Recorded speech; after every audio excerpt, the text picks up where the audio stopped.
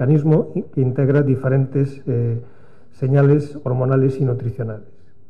Estamos llegando al 2009, en plena crisis financiera y cambio climático, y la pregunta es si hay un futuro. Bien, este es un año muy interesante porque se van a cumplir 25 años desde el primer trabajo de Moman y Bowers, cuando descubrieron un péptido llamado GHRP6, que fue el iniciador de todo el campo, 10 años después, desde que Kanagawa identificó Grelin, y Grelin es ahora considerada una hormona de gran interés en distintos sistemas. De todas formas, el campo todavía necesita ser esclarecido en muchos aspectos, entre ellos porque recientemente, en abril, se ha caracterizado el enzima responsable de la esterificación de este grelin. Si recordaban al principio, yo les decía que la actividad biológica dependía de que a la serina en posición 3 del grelin se le uniera un ácido graso de cadena corta. Y esto era muy importante para la actividad biológica de grelin. El enzima responsable de esa esterificación tan específica de la molécula ha sido caracterizado hace poco, y posiblemente eso nos vaya a permitir el estudiar en más detalle cuál es la relevancia de grelin acilado versus grelin no acilado. Y esto tiene importancia porque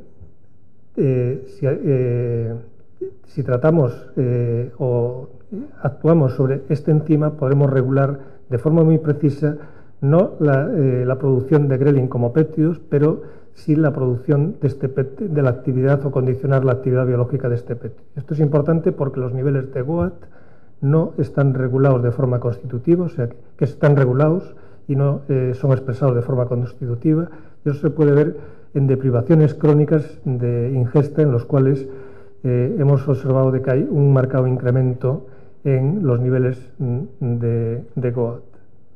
Y esto puede tener gran relevancia porque una cosa son los niveles circulantes de grelin y otra cosa son los niveles de grelin acilado. La mayor parte de los datos que hay publicados solo cuantifican grelin inmunoreactivo, y eso no permite diferenciar grelin acilado de grelin no acilado, y esto es importante porque hasta hace poco no había realmente ningún inmunoensayo fiable, y hoy lo que creemos es de que realmente los niveles de acilación de grelin son regulados de forma muy fina y, por ejemplo, pueden estar caídos en situaciones de ayuno. Por tanto, lo que les acabo de mostrar básicamente lo que muestra es de que un péptido producido en el estómago actúa a nivel hipotalámico sobre distintos núcleos, y esto va a condicionar la expresión de una serie de neuropéptidos, en este caso neuropéptido Y y AGRP, y eso va a condicionar la ingesta de comida y, por tanto, la homeostasis del peso corporal, sin descuidar de que hay otros efectos sobre metabolismo lipídico que pueden ser controlados de forma directa a nivel central. Muchas gracias por su atención. Es un placer estar aquí. Gracias a todos ustedes por estar aquí también esta mañana. Yo creo que a día de hoy hay que reconocerle al tratamiento quirúrgico de la obesidad algunos grandes beneficios, y este gráfico publicado en New England en el año 2007 es una buena muestra de ello. Hoy día está demostrado que el tratamiento quirúrgico de la obesidad para aquellas personas con un IMC superior a 40 mejora la supervivencia de los pacientes, y eso ya hace que sea por sí mismo una terapéutica que debemos considerar. Ello se produce en gran parte por la gran reducción ponderal asociada a este tipo de tratamiento y por la mejoría de enfermedades asociadas como la diabetes tipo 2, la hipertensión, la dislipemia o las apneas del sueño. Y además se produce asociado a este tipo de tratamiento una reducción del riesgo de infarto y también una reducción en el riesgo o en la aparición de cáncer y de mortalidad asociada al cáncer. De todos modos, el tratamiento quirúrgico y específicamente el bypass gástrico no está exento de problemas o de posibles problemas. Entre ellos, una mortalidad asociada, y quiero subrayar aquí que esos efectos beneficiosos sobre la mortalidad solo se producen si el equipo quirúrgico es suficientemente bueno como para asegurar una mortalidad a corto plazo baja. Y se asocia también el bypass gástrico a complicaciones a corto y a largo plazo. A largo plazo, entre ellas las más importantes, las de tipo nutricional, y una nueva complicación que apareció en los últimos años, que es la posible aparición de hipoglucemias hiperinsulinémicas.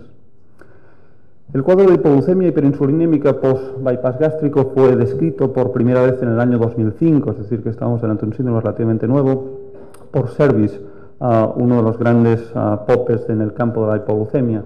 Él describió 6 pacientes en este artículo en New England que presentaban hipoglucemias graves, es decir, con clínica neuroglicopénica, de presentación postpandrial, y que en el estudio de estos cuadros, de estos pacientes, presentaban niveles altos de insulina, presentaban hiperinsulinismo.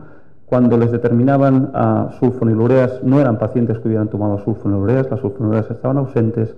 Los estudios de imagen no permitían identificar un tumor productor de insulina, un insulinoma. La estimulación por calcio daba una estimulación difusa, originándose pues ese hiperinsulinismo de distintas zonas del páncreas.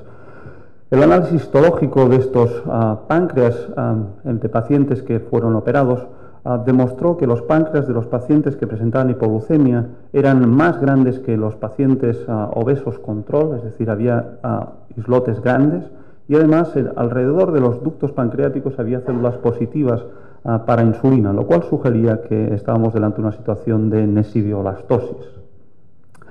Hasta la fecha se han descrito aproximadamente unos 100 pacientes con este cuadro clínico de hipoglucemia grave con hiperinsulinemia post-bypass, y estos pacientes tienen algunas características comunes.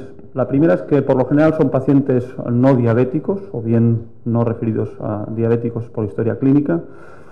Segundo aspecto es que esto se presenta con una cierta demora tras la cirugía, entre 6 y 36 meses, es decir, no inmediatamente a la cirugía, sino con un tiempo, con un compás libre de enfermedad, y eso sugiere que es un fenómeno evolutivo tras el bypass. Tercero, que se presentan en forma de neuroglucopenia, por lo general. Se presentan en periodo postpandrial, entre 0,5 y 3,5 horas después de la comida, y no en ayunas, clásicamente. Y como decía anteriormente, las pruebas de imagen son generalmente negativas, la estimulación por calcio difusamente positiva, y la histología en la mayor parte de casos se ha presentado nesidioblastosis, y en un par de casos se han descrito insulinoma. En uno de ellos tengo que decir que muy cercano a la cirugía, y probablemente el paciente ya lo presentara antes de la cirugía. Meyer puso en cuestión algunos de estos hallazgos y dijo que tal vez los islotes no eran tan grandes como en realidad parecían, y lo publicó en Diatesker en 2006. Él dijo que los autores que habían estudiado los islotes anteriormente no habían utilizado los controles apropiados, y que en realidad cuando se utilizaban los controles apropiados el tamaño o el área de célula beta era parecida entre pacientes sometidos a bypass y con hipoglucemia grave en comparación con pacientes obesos controles o controles delgados. Y tampoco encontraba que hubiera una mayor cantidad de células insulinpositivas alrededor de los ductos. De todos modos, estos mismos autores ahí decían que algo sí que andaba mal en las células betas de estos pacientes, y eso lo veían a partir de estudiar la relación entre el índice de masa corporal y el tamaño nuclear de la célula beta, que es un indicador de activación de la célula beta. Cuando ellos hacían la relación antes de la cirugía, había una relación directa o una buena correlación entre el índice de masa corporal y el tamaño nuclear, pero después de la cirugía, en aquellos pacientes que están marcados aquí en rojo que habían presentado hipoglucemias, presentaban un diámetro nuclear exagerado para el nivel de índice de masa corporal que tenían. Es decir, que de alguna manera estos datos sugerían que después del bypass gástrico hay una hiperactivación de las células beta pancreáticas. Un poco resumiendo todo ello, se publicó en Human Pathology en este mismo año un resumen de estos datos histológicos en relación con la hipoglucemia hiperinsulinémica. Por una parte, el aumento del tamaño nuclear, sobre todo en células beta, un aumento de la masa beta celular con neoformación de islotes y, en cualquier caso, células beta inadecuadamente activadas. Un cuadro que es variable entre individuos y que presenta unos cambios que son menos marcados que los que presentan los niños que presentan hipoglucemia hiperinsulinémica. La hipótesis patofisiológica de esta situación no es bien conocida, pero se ha hecho alguna sugerencia. Se ha sugerido que el bypass gástrico lleva un aumento en la secreción de GLP-1, y este aumento en la secreción de GLP-1 por un efecto incretínico y sobre todo por un efecto de GLP-1 como promotor de neogénesis de células beta y como frenador de apoptosis de célula beta, aumentaría la masa beta celular, y eso acabaría llevando a la aparición de hipoglucemia hiperinsulinémica. Esta es una hipótesis que se ha postulado. ¿Qué pruebas experimentales hay de ello? Pues bueno, este es un trabajo en ratas Zucker, obesas, no diabéticas, en las que se sometieron a un tratamiento con exenatide, que como ustedes saben es un análogo de GLP-1, durante 6 semanas. ¿Qué es lo que se observó en estas ratas? Si vemos primero el gráfico de su derecha, se estudió la relación entre la sensibilidad a la insulina y la masa beta celular. Y esa relación normalmente tiene esta forma hiperbólica que nos marca aquí la curva. Bien, lo que se veía es que en las ratas tratadas con exendina, después de 6 semanas había una alteración de esa relación, de tal modo que las ratas que habían tratado con exendina presentaban una masa beta celular exagerada para los niveles de sensibilidad a la insulina y caían por encima de la curva. Y eso se ve también en el gráfico de la derecha. Las ratas control, donde se estudia la relación entre el producto de la masa beta celular y la sensibilidad a la insulina, y como ustedes pueden ver, esta es más marcada en las ratas que han sido tratadas con exenatide. Eso llevó de alguna manera a David